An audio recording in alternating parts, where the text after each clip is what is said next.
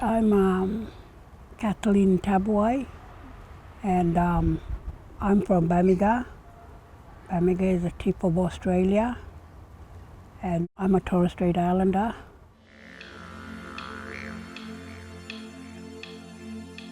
I've got 6 kids, and one of my daughter is with me traveling on this because she's the one experienced that when my son passed away, and one of the daughter who actually opened the door on that suicide when my son did.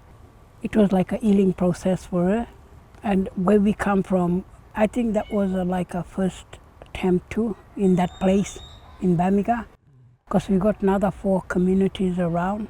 We don't have much of a suicidal, but like for my son, it was the first experience for Bamiga community. It was like trauma to my daughter and myself and my whole family. And I've got 8 grandchildren, and there's one of the son is my grandson is my son's son. I grew up when he was a baby because my son took his life when he was only a baby, and that was his only son. He was traditionally adopted like a grandson to me, but after my son passed away, my son told him, like, make him because he's my one and only son. He said, make him my little brother. So it's like I'm growing up him again, and that was like a healing process.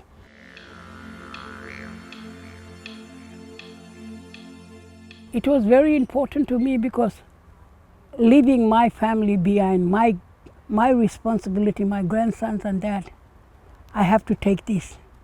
It was for me to be better and to be a better grandmother, because I don't want to go through grieving and whatever and looking after them after, because it doesn't work out like that.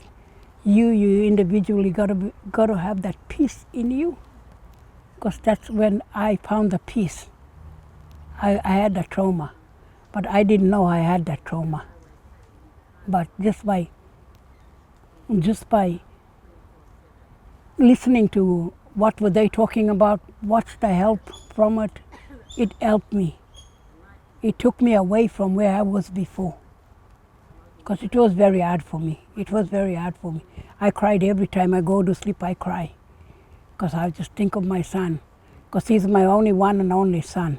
When I found out this what Aunty Vicky took me through, it was a very healing process for me, because even my own family told me what the change in me and what caused it.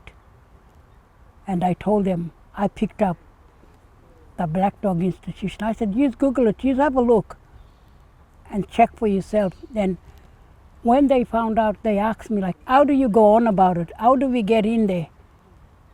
That's to help our community. I had joy in my heart that I went through it without anybody helping me about what that Black Dog did to me. And when I asked everybody, and some people were like, I told them, like, I invited you, but you didn't come. But now they're asking, like, when going to be the next recruit or whatever? Yeah, recruitment. And I said, oh, well, I got to find out for that, because that was my healing process.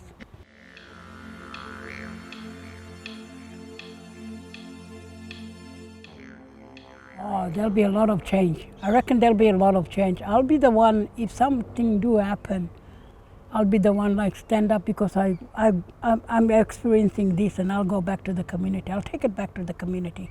If something like that happen, I'll be the one standing, because I fight it. It's not easy, it's hard. It was very hard for me. I had no help. I had no help for my son.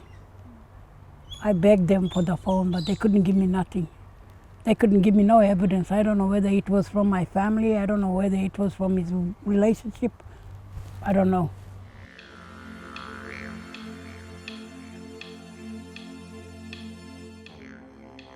I just want to thank this group here. I've got this little group here, but it's a powerful group.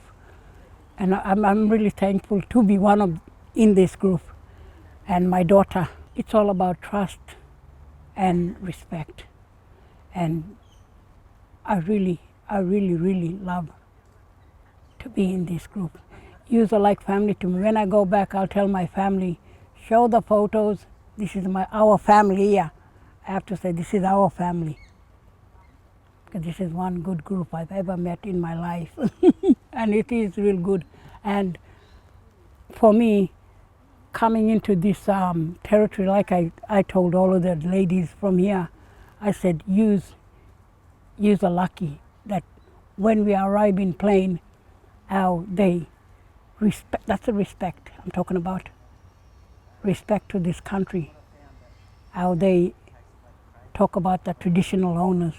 We don't have that up there. We just jump out like normal. We're from Bamiga, that's all.